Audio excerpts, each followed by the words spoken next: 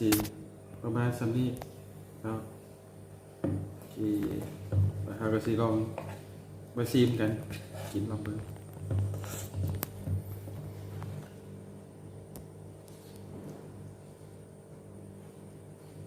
ว้าวลืมเกลือ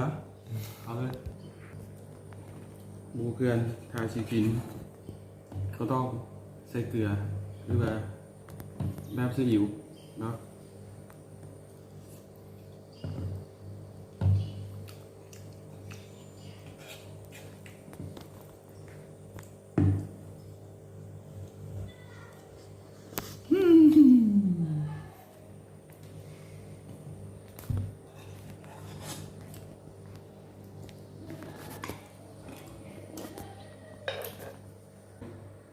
ถ้าจะลวกมี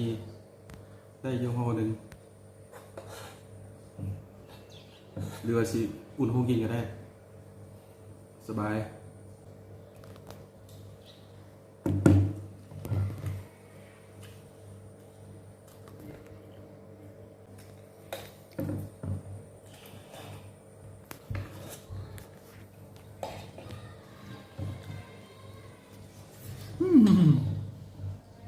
โอเค